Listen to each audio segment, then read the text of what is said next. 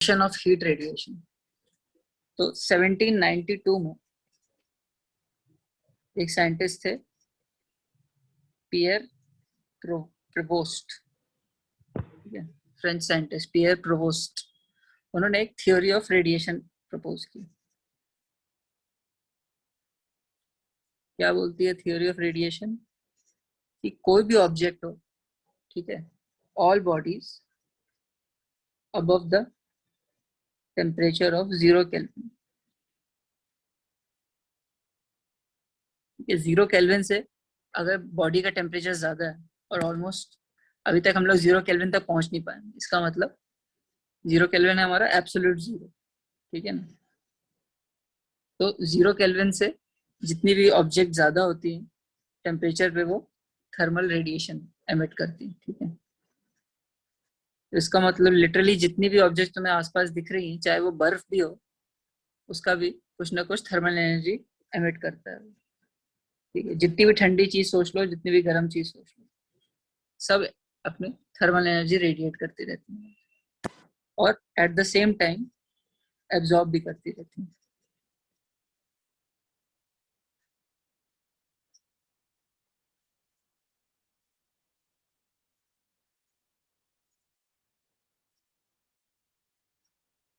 क्योंकि सराउंडिंग से हमेशा कुछ ना कुछ एनर्जी आती रहती है, क्योंकि आसपास की ऑब्जेक्ट्स हमेशा कुछ ना कुछ एमिट करती रहेंगी, इसलिए वो एब्जॉर्ब भी करती रहेंगी, ठीक है। बट जो amount of thermal radiation emitted इस पे डिपेंड करता है।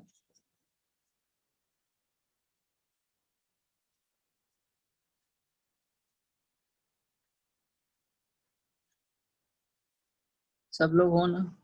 मैं अज्यूम कर रहा हूँ सुन रहे हो। हाँ भैया ये पर यूनिट टाइम, ठीक है, या पर यूनिट टाइम मतलब रेट ऑफ थर्मल एमिशन किस पे डिपेंड करता है? पहले डिपेंड करता है नेचर पे, किस टाइप का ऑब्जेक्ट है।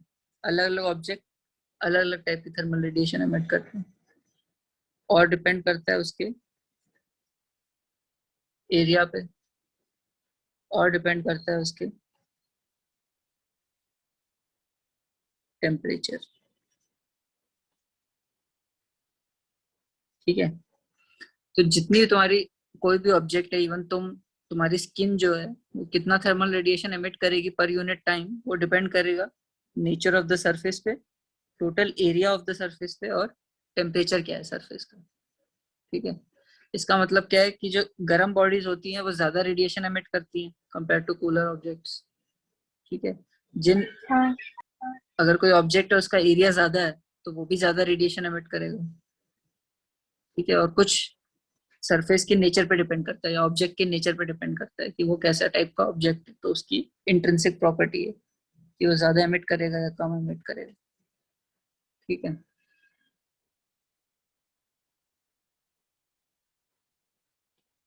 अब क्या होगा कि कोई भी ऑब्जेक्ट है वो रेडिएशन एब्जॉर्ब करता है, तो उसका टेम्परेचर बढ़ेगा। टेम्परेचर बढ़ेगा तो क्या होगा? उसके मॉलिक्यूल्स की काइनेटिक एनर्जी बढ़ेगी, है ना। हाँ जो ट्रांसलेशनल काइनेटिक एनर्जी, उसकी वजह से हम लोग को टेम्परेचर फील होता है। इनफैक्ट टेम्परेचर कोई चीज नहीं, टेम्परेचर क्या है? अगर मैं किसी चीज को छूता हूँ तो मुझे वो गर्म लगता है, ठीक है। तो वो गर्म हमारी हाँ भैया बॉडी का एक एक तरह का सेंस है, ठीक है। वो सेंस क्या कर रहा है कि एवरेज ट्रांसलेशनल काइनेटिक एनर्जी कितनी है एटम्स की। टेम्परेचर अपने आप में तो कोई चीज है नहीं, ये तो हम लोग ऑब्जर्व करते हैं टेम्परेचर, है ना। हम लोग सेंस करते हैं टेम्परेचर। तो सेंस क्या कर रहा है कि काइनेटिक एनर्जी के अंदर कितने मॉलिक्यूल्स कितने एनर्जेटिक है, ठीक है ना। जैसे भी जैसे काइनेटिक एनर्जी बढ़ेगी वैसे वैसे टेम्परेचर बढ़ेगा, और जैसे टेम्परेचर बढ़ेगा तो क्या होगा? अगर किसी ऑब्जेक्ट का टेम्परेचर बढ़ेगा तो क्या होगा? तो ये ऑब्जेक्ट है मेरी, इसके ऊपर रेडिएशंस आ रहे हैं, तो इसका टेम्परेचर जो है वो बढ़ता जाएगा। हाँ टेम्परेचर तो फिर बढ़ेगा तो क्या मॉलिक होगा? तो काइनेटिक मॉलिक्यूल एनर्जी बढ़ गई, और क्या होगा, से उसकी वजह से ये उतनी एनर्जी बाहर एमिट करेगा, टेम्परेचर बढ़ेगा तो, है ना। यस जितना ज्यादा भैया अभी हमने डिस्कस किया ना, जितना ज्यादा टेम्परेचर होगा उतना उतना ज्यादा ज्यादा वो रेडिएशन रेडिएशन एमिट एमिट करेगा। करेगा। ठीक है, एक पॉइंट पे क्या होगा, अगर अगर ये ज्यादा एमिट करने लग जाए तो इसका टेम्परेचर कम हो जाएगा, है ना, क्योंकि जो एमिट कर रहा है उसने एनर्जी लूज कर रहा है। जैसी एनर्जी एमिट करता है ये कुछ अपनी एनर्जी लूज कर जाता है, एनर्जी तो हाँ कांस्टेंट ही रहेगी। सही हाँ एक पॉइंट पे क्या होगा, जो आसपास का टेम्परेचर है वो उसका टेम्परेचर सेम हो जाएगा।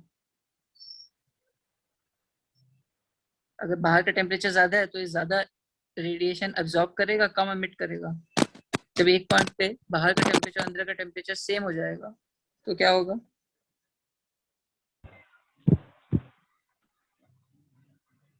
रेट ऑफ फिर नहीं एब्जॉर्प्शन। एमिट करेगा ना। नहीं, अभी तो हमने बोला एमिट तो हमेशा ही करता है, जब तक 0 केल्विन इक्वल पे हो ना हो जाएगा तब तो तक एमिट करते हैं। तो क्या होगा, rate of absorption of radiation is same as rate of emission.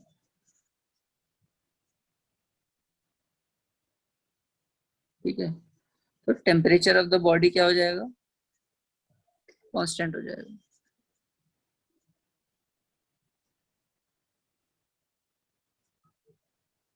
ठीक है, तो जितनी एनर्जी वो उसके अंदर एब्जॉर्ब कर रहा है उतनी वो एमिट कर दे रहा है, तो उसका टेम्परेचर कांस्टेंट हो जाएगा, और उसको हम लोग बोलेंगे वो, एंड उसको हम लोग बोलेंगे अब वो थर्मल इक्विलिब्रियम में आ। भैया जब इक्विलिब्रियम में आ जाएगा तो नहीं एमिट करेगा ना। क्यों, अभी हमने क्या बोला, फिर तो टेम्परेचर कम हो जाएगा। तो वो एब्जॉर्ब भी तो बाहर कर रहा है, का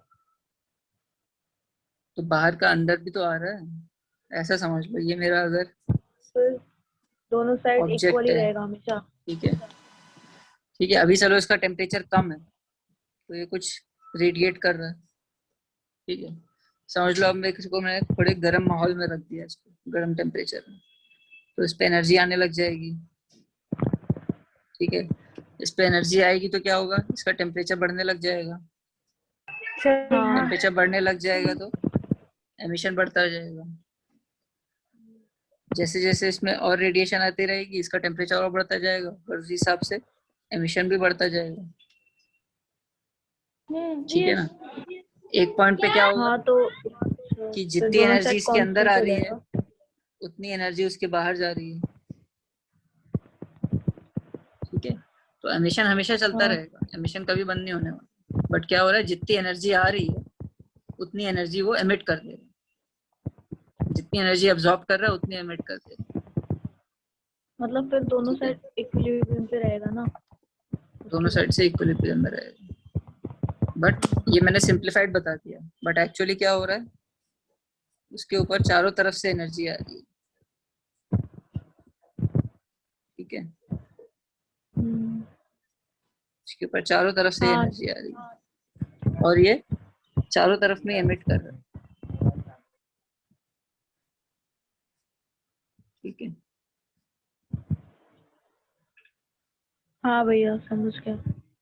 ठीक है, तो जितनी एनर्जी आ रही है इसके अंदर उतनी एनर्जी एमिट कर दे रहा है, तो इसलिए ये थर्मल इक्विलिब्रियम में आ रहा है। मतलब समझ लो कि इनिशियली तुम 10 रुपए दान करते थे कहीं पे, ठीक है, अब तुम्हें कोई 100 रुपए देने लग गया, तो धीरे धीरे तुम भी दान, तुम्हारी सैलरी बढ़ गई समझ लो, तो तुम भी ज्यादा दान देने लग जाओगे। एक पॉइंट पे क्या होगा, जितनी सैलरी मिल रही होगी उतना दान देने लग जाओगे, चलो नहीं दोगे बट ठीक है, तो उस पॉइंट पे क्या होगा, जितना पैसा तुम्हारे मिल रहा होगा उतना पैसा तुम दे रहे होगे, तो नेट जो है वो तुम्हारा, जितने पैसे थे तुम्हारे पास उतने ही रहेंगे। ठीक है ना, यस यस यस भैया। भैया ठीक है, तो ये हमारी थ्योरी है कि जब वो थर्मल इक्विलिब्रियम में आ जाता है इसका मतलब rate of absorption is equal to the rate of emission. ठीक है, तो ऐसी ऑब्जेक्ट जब तुम अगर गर्म चाय रख दोगे तो क्या होगा, टेबल पे उसका रेट ऑफ एमिशन ज्यादा होगा, तो वो उसकी एनर्जी हाँ। लूज करने लग जाएगा, और एक पॉइंट पे आके जब उसका टेम्परेचर इक्वल हो जाएगा बंद कर आसपास के, तो उसका तो रेट ऑफ एमिशन और rate of absorption, rate of emission कम होता जाएगा, रेट ऑफ एब्जॉर्प्शन तो उतना ही था, एब्जॉर्ब तो जो हमेशा से उतना ही एनर्जी करता है, बस रेट ऑफ हाँ एमिशन यस कम होता जाएगा। ठीक है। यस भैया। हाँ तो नॉर्मल जब रूम टेम्परेचर पे होते हैं हम लोग, तो क्या होता है, temperature in fact temperature lower than 800 degree Celsius, तो थर्मल रेडिएशन जो की जो वेवलेंथ होती है, वो थर्मल रेडिएशन जैसे हमारी लाइट की वेवलेंथ होती है, वैसे ही थर्मल रेडिएशन की भी वेवलेंथ होती है। ठीक है। जैसे कुछ ऑब्जेक्ट्स लाल को एब्जॉर्ब कर रही हैं बट बाकी कलर एब्जॉर्ब नहीं करते, तो वो डिफरेंट वेवलेंथ्स को एब्जॉर्ब कर रहे हैं, डिफरेंट वेवलेंथ्स को नहीं कर रहे हैं। ऐसी थर्मल रेडिएशन भी डिफरेंट वेवलेंथ्स पे होती है। ठीक है। तो जब नॉर्मल टेम्परेचर हमारा लेस देन 800 डिग्री सेल्सियस है समझ, और जो रूम टेम्परेचर, तो इसकी जो वेवलेंथ होती है वो होती है लॉन्गर देन विजिबल लाइट। ठीक है। जो विजिबल लाइट का जो स्पेक्ट्रम है हमारा, वो उससे ज्यादा लंबी होती है, इसलिए हमें दिखाई नहीं देती। बट अगर तुमने कभी बहुत ही गर्म ऑब्जेक्ट को देखा हो, जब टेम्परेचर उसका 800 डिग्री सेल्सियस से भी ऊपर चला जाए,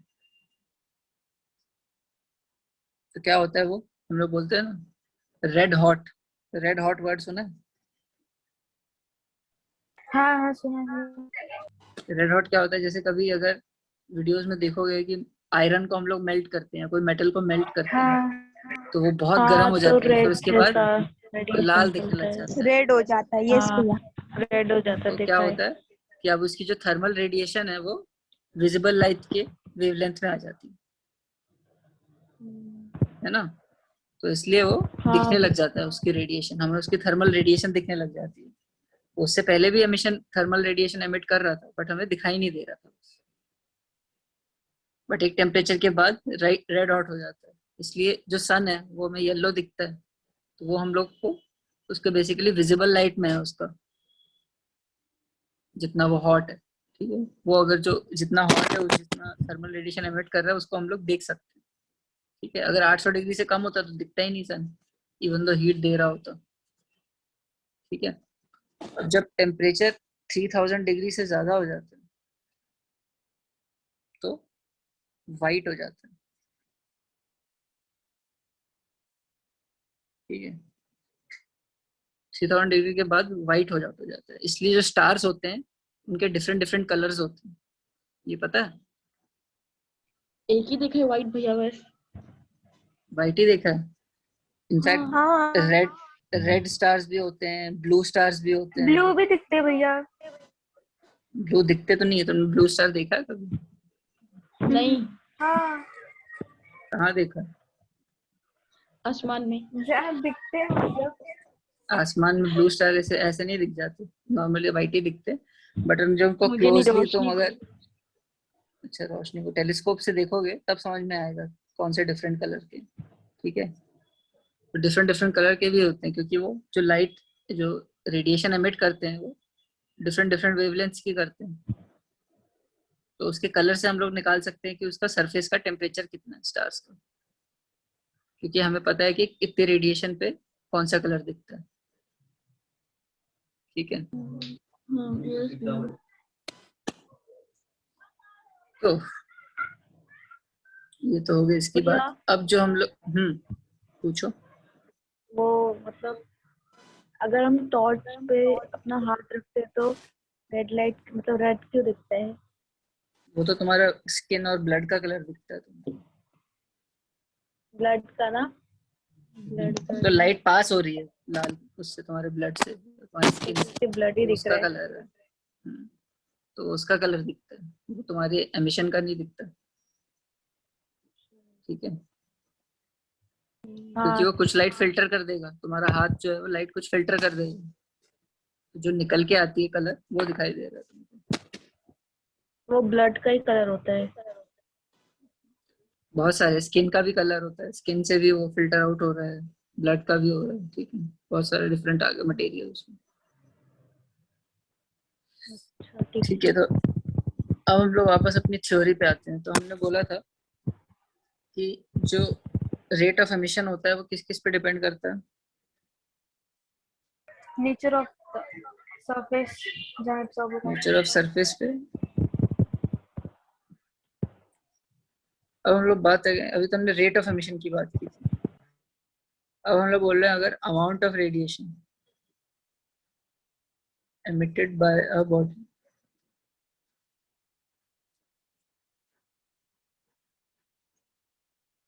अगर हमें ये देखना हो amount of radiation emitted by a body, तो हमने क्या क्या देखा था? नेचर और surf nature of the surface या nature of the body,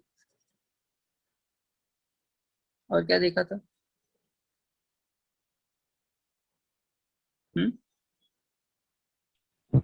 temperature. Temperature of the body और एरिया ऑफ द बॉडी।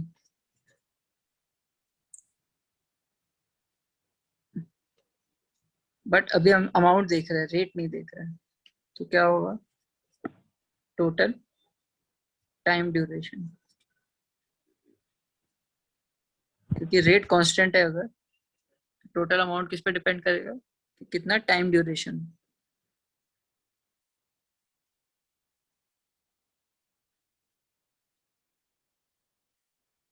ठीक है, क्योंकि हम लोग टोटल अमाउंट ऑफ रेडिएशन देख रहे हैं।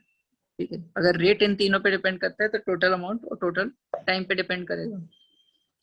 ठीक है, हाँ तो अब हम लोग लिख सकते हैं कैसे? अगर Q है मेरा total amount of heat emitted, ठीक है, तो हम लोग उसको बोल सकते हैं, ये हमारा डायरेक्टली प्रोपोर्शनल है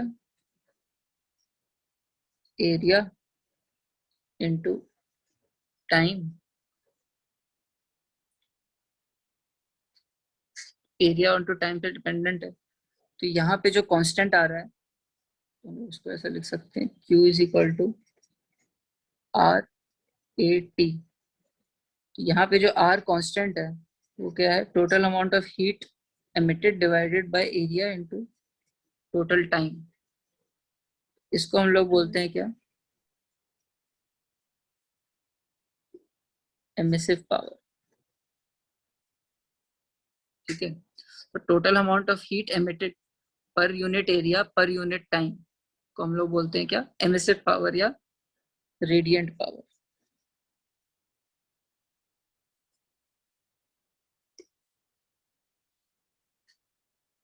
ठीक है, क्योंकि जैसे सन को अगर देखते हैं हम लोग, तो हम लोग को जानना है कि कितनी एनर्जी वो ट्रांसमिट कर रहा है पर यूनिट एरिया, फिर टोटल एरिया कितना है उस पे, पर यूनिट एरिया कितना ट्रांसफर कर रहा है और कितनी एनर्जी अर्थ पे आ रही है। ठीक है, अगर हमें मेजर करना है तो हम लोग ये क्वांटिटी डिफाइन करते हैं कि सन का एमिसिव पावर कितना है, फिर हम लोग देख सकते हैं उसमें से कितनी एनर्जी हमारे तक पहुंच रही है। ठीक है, हाँ हाँ भैया। अब क्या होता है जब नेचर ऑफ एमिटिंग सरफेस अगर हम लोग डिस्कस किया था, एक और चीज है, अब जो परफेक्ट ब्लैक बॉडी होती है,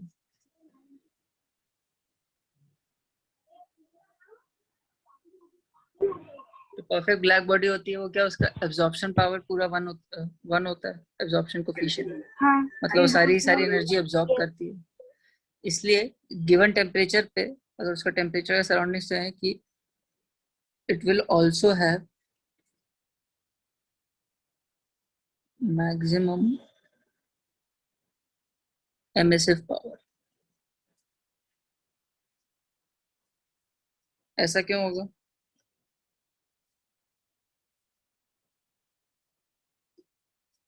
अगर सारे डिफरेंट बॉडीज को लूं तो परफेक्ट ब्लैक बॉडी जो है उसका एमिसिव पावर सबसे ज्यादा होगा। ऐसा क्यों? हाँ क्योंकि सबसे ज्यादा एब्जॉर्ब कर रहे हैं। क्यों सबसे ज्यादा एब्जॉर्ब कर रहा है? तो उसको सबसे ज्यादा एमिट करना पड़ेगा अपना टेम्परेचर मेंटेन करने के लिए। ठीक है, यस तो इसलिए परफेक्ट ब्लैक बॉडी जो होती है उसका कोई गिवन टेम्परेचर पे उसका एमिसिव पावर सबसे ज्यादा होता है। ठीक है, अब हम लोग एक इसी से टर्म बनाते हैं। क्या टर्म है? कोएफिशिएंट ऑफ एमिशन, और इसको क्या बोलते हैं हम लोग? एमिसिविटी भी बोलते हैं। ठीक है, ये हम लोग कैसे डिफाइन करते हैं? ये है हमारा basically ratio of emissive power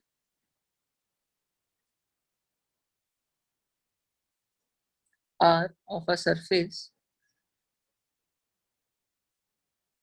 to the emissive power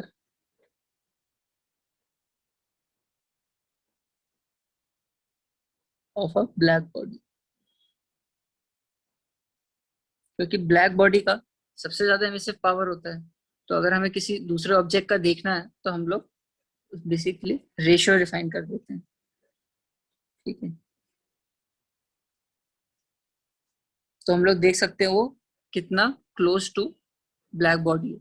अगर उसका एमिसिविटी अगर हमें पता करना है तो कितनी, क्या बोलते हैं वो, क्लोज टू ब्लैक बॉडी है वो सरफेस। ठीक है, फॉर परफेक्ट ब्लैक बॉडी क्या हो जाएगा? E इज इक्वल टू 1 हो जाएगा।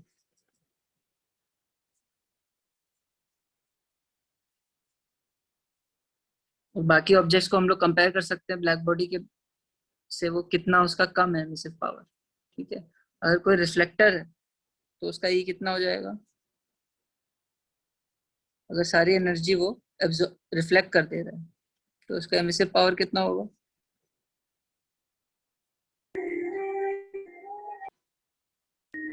एमिसिव पावर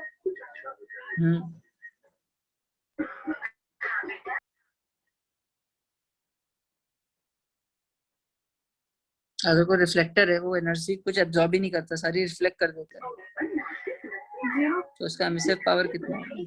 0 हो जाएगा। पर रियल लाइफ में कोई परफेक्ट रिफ्लेक्टर होता नहीं है, इसलिए एमिसिव पावर 0 नहीं होता। बट अगर कोई एग्जैक्टली परफेक्टली रिफ्लेक्ट कर जाए सब कुछ तो उसका एमिसिव पावर 0 हो जाएगा।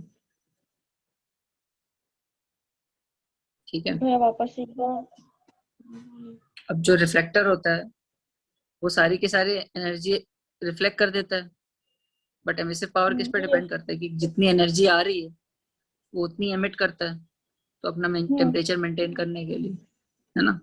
तो अगर कुछ एनर्जी एब्जॉर्ब ही नहीं करेगा तो कुछ रिफ्लेक्ट भी नहीं, कुछ एमिट भी नहीं करेगा, तो परफेक्ट रिफ्लेक्टर के लिए एमिसिव पावर 0 हो जाएगा। ठीक है ना। तो नॉर्मली जो आसपास के तुम ऑब्जेक्ट्स देखते हो वो ब्लैक बॉडीज नहीं होते, तो हमेशा कुछ ना कुछ कम एमिसिव पावर होता है उनका। ठीक है, कंपेयर टू ब्लैक बॉडी। और रेट ऑफ जो, या इसका जो एमिसिव पावर है और भी चीजों पर डिपेंड करता है कि उसका कलर कैसा है, उसका टेम्परेचर कैसा है। ठीक है, इन सब चीजों पे एमिसिविटी डिपेंड करती है, उस ऑब्जेक्ट की एमिसिविटी कितनी है। ठीक है, और इसमें ये भी है कि जो रफ सरफेसेस होते हैं उनकी एमिसिविटी ज्यादा होती है और स्मूथ और पॉलिश सरफेस की कम होती है। क्यों? क्योंकि रफ सरफेस जो है वो ज्यादा एनर्जी एब्जॉर्ब कर लेते हैं। अगर मेरा कुछ रफ सरफेस है और मेरा एकदम एक प्लेन सरफेस है तो इसमें जो इंसिडेंट रेडिएशन होगी वो आराम से रिफ्लेक्ट हो जाएगी। बट अगर इसमें कुछ आ रही है एनर्जी तो वो ज्यादा मल्टीपल रिफ्लेक्शंस करेगी, हो सकता है वो अंदर ही डूब जाए। ठीक है, तो ज्यादा मल्टीपल रिफ्लेक्शंस अगर होंगे इसके अंदर तो क्या होगा? ज्यादा एनर्जी एब्जॉर्ब करेगा, इसलिए रफ सरफेसेस का भी एमिसिव पावर ज्यादा होता है या एमिसिविटी ज्यादा होती है कंपेयर टू स्मूथ सरफेसेस। ठीक है, और हो सकता है कुछ मटेरियल पे भी डिपेंड करता हो कि वो कौन सी वेवलेंथ को ज्यादा एब्जॉर्ब करता है, कितनी, कुछ कुछ डिफरेंट वेवलेंथ पे ज्यादा रेडिएशन हो रही है, कुछ वेवलेंथ पे कम रेडिएशन हो रही है। ठीक है, ठीक है, समझ में आ रहा है? हाँ भैया। अब देखते हैं, कोई डाउट? नहीं कोई डाउट नहीं। तो कर्शॉफ्स लॉ ऑफ हीट रेडिएशन देखते हैं।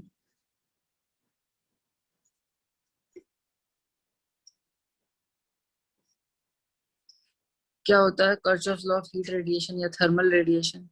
ये बोलता है at a given temperature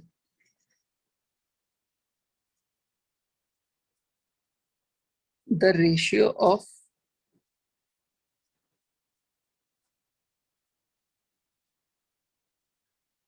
emissive power to coefficient of absorption of a body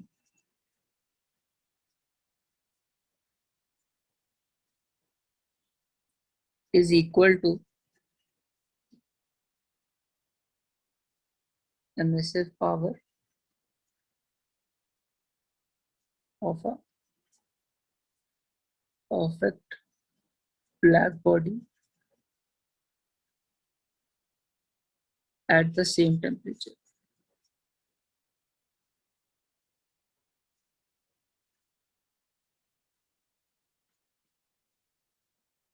ठीक है, इसका क्या मतलब हुआ? हाँ हाँ भाई, क्या मतलब हुआ? हाँ बोला तो तुम्हें समझ में आ गया? बताओ,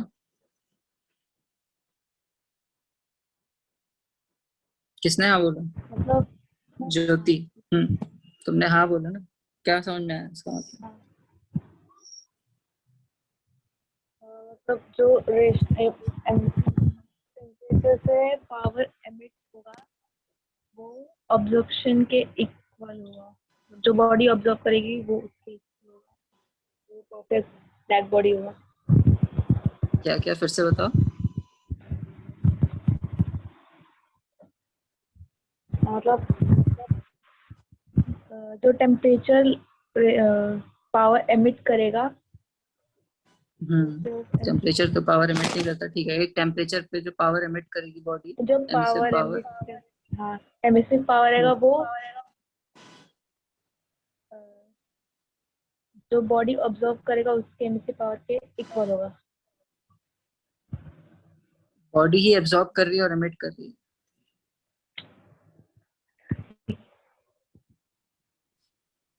भैया बोल रहे जो एमएससी पावर और कोएफिशिएंट ऑफ एब्जॉर्प्शन दोनों का रेशियो वो इक्वल रहेगा एमएससी पर black body at same temperature. इसका मतलब ये होगा कि अगर कोई बॉडी है, उसका कुछ एमिसिव पावर है। एमिसिव पावर क्या होता है समझ लो। कोई भी बॉडी है, Q by area into time, ये किसी बॉडी का है, ठीक है। और ऐसी एमिसिव पावर किसी ब्लैक बॉडी का क्या होगा? उसका कुछ और होगा, ठीक है।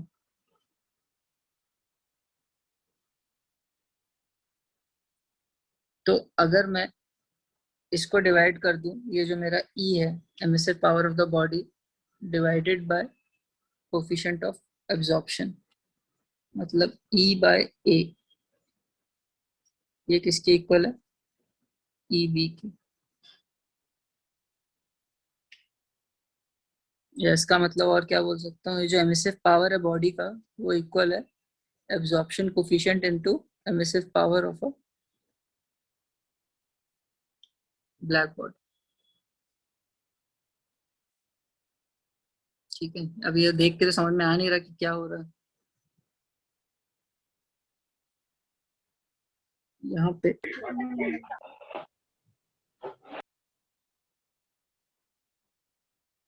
इसका मतलब अगर इसको हम लोग को समझाना है तो थोड़ा सा मैथमेटिकली घुसना पड़ेगा, ठीक है। समझ लो मेरे पास दो बॉडीज हैं, ठीक है। एक मेरी ऑर्डिनरी बॉडी है कोई, और एक मेरी ब्लैक बॉडी है, ठीक है। इसको मैंने एक बक्से में बंद कर दिया, आइसोलेट कर दिया, ठीक है। अब समझ लो अंदर दोनों का टेम्परेचर सेम, ठीक है, टेम्परेचर सेम है मतलब आसपास का टेम्परेचर और ये दोनों सब थर्मल इक्विलिब्रियम है, ठीक है। अब समझ लो इस बॉडी का आर जो है मेरा क्या है, एमिसिव पावर, ठीक है, और ब्लैक बॉडी का एमिसिव पावर है आर बी, ठीक है। तो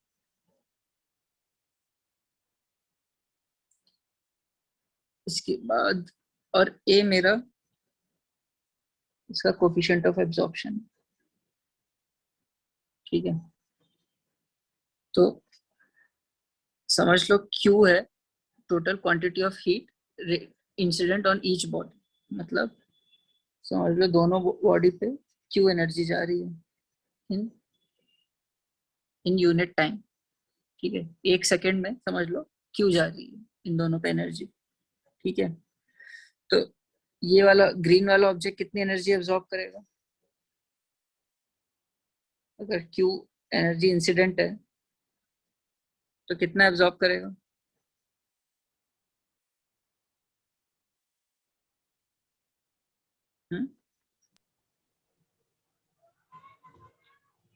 भैया क्वेश्चन एक और बार।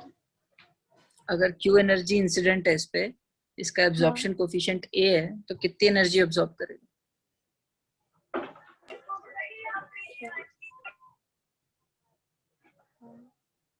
QA बाई QA होता है,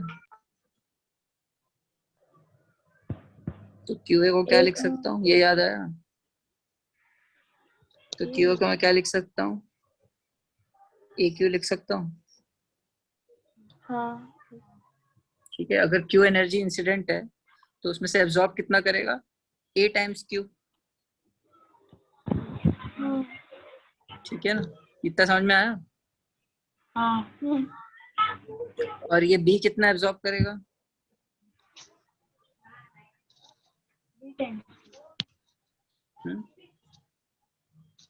इसका QA कितना होगा,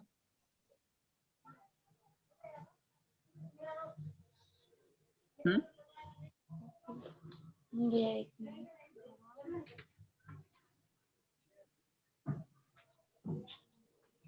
ब्लैक बॉडी कितनी एनर्जी एब्जॉर्ब करेगी जितनी इंसिडेंट होगी उसमें, 1 होगा, 1 इंटू Q होगा, 1 तो क्योंकि इसका एब्जॉर्प्टिव पावर तो 1 है, जितनी एनर्जी आती है सारी एब्जॉर्ब कर लेता है, ठीक है ना। तो ये Q एनर्जी पूरी की पूरी एनर्जी एब्जॉर्ब करेगा जितनी इस पे आ रही है पर यूनिट टाइम, ठीक है। बट अब क्या हो रहा है कि अब इनको टेम्परेचर अपना मेंटेन करना है, टेम्परेचर मेंटेन करना है कि मतलब कि जितनी एनर्जी इसके अंदर आ रही है उतनी एनर्जी इसको अंदर से एमिट करनी पड़ेगी, और इस पे जितनी एनर्जी आ रही है इंसिडेंट उतनी इसको एमिट करनी पड़ेगी, है ना, तभी तो थर्मल इक्विलिब्रियम में रहेंगे। हाँ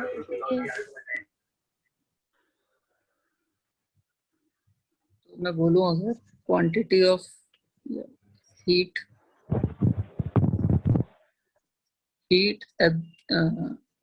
absorbed by body 1 is equal to heat emitted by body 1, जितनी हीट वो एब्जॉर्ब करेगा उतनी हीट एमिट भी करेगा, तो अगर वो QA एब्जॉर्ब कर रहा है तो उसका R भी क्या होगा, QA के बराबर हो जाएगा, A टाइम्स Q, जितनी एनर्जी एब्जॉर्ब कर रहा है उतनी एनर्जी एमिट करेगा, है ना। हाँ अब जो ब्लैक बॉडी के लिए क्या हो जाएगा कि जितनी एनर्जी वो एमिट कर रहा है उतनी एनर्जी एब्जॉर्ब कर रहा है, मतलब R इज इक्वल टू क्या हो जाएगा, 1 इंटू Q हो जाएगा। अब अगर इसको मैं डिवाइड करूं तो क्या होगा,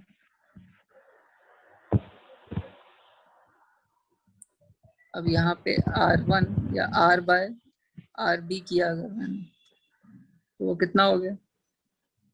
ए हो जाएगा। ये हो जाएगा। ठीक है, तो ये हमने डिस्कस किया था कि emissive power of a body divided by the emissive power, या इसको मैं ऐसे भी लिख सकता हूँ, R by A is equal to R B.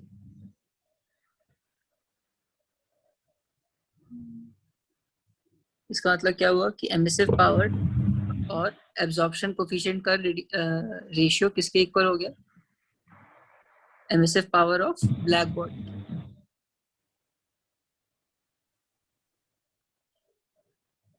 समझा? हाँ भैया।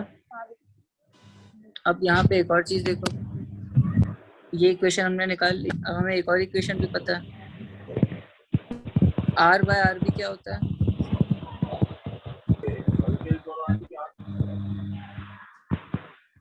आर बाय आर बी क्या होता है? Ratio of emissive power of body to black body क्या होता है? अभी हमने निकाला था ना, ए ये हो जाता है ई के इक्वल। ई क्या है? कोफिशिएंट ऑफ एमिशन या एमिसिविटी। हाँ एमिसिविटी। तो अगर मैं इन दो इक्वेशंस को देखूं तो इससे क्या निकला? भैया कौन से लोगों को? ए इज इक्वल टू ई। जो दो इक्वेशन मार्क की मैंने, ए इज इक्वल टू ई होगा। इसका मतलब ए इज इक्वल टू ई हो गया। इसका मतलब क्या हुआ कि जितना भी एब्जॉर्प्शन कोफिशिएंट होता है बॉडी का, वो उसकी एमिसिविटी होती है। हाँ भैया। ठीक है, तो ये हमारा कर्चॉफ्स लॉ है। ठीक है, कर्चॉफ्स लॉ ऑफ हीट रेडिएशन। ठीक है, हाँ भैया।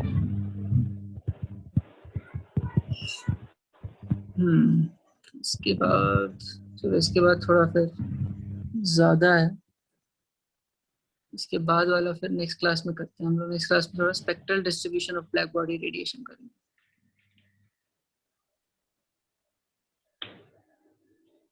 ठीक है, तो अभी तक कोई डाउट्स? भैया ये जो इक्वेशन जोर से बोलो सर।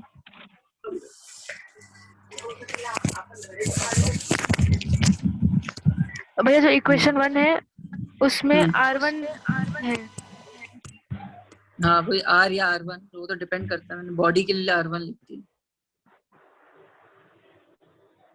ए बॉडी का, वन बॉडी का ले रहा था, टू बॉडी, आर ले लो, कुछ भी ले लो, तो वन को हटा दो।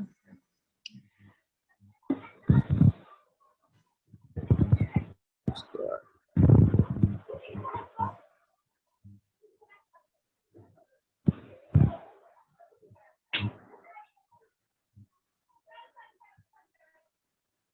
ठीक है।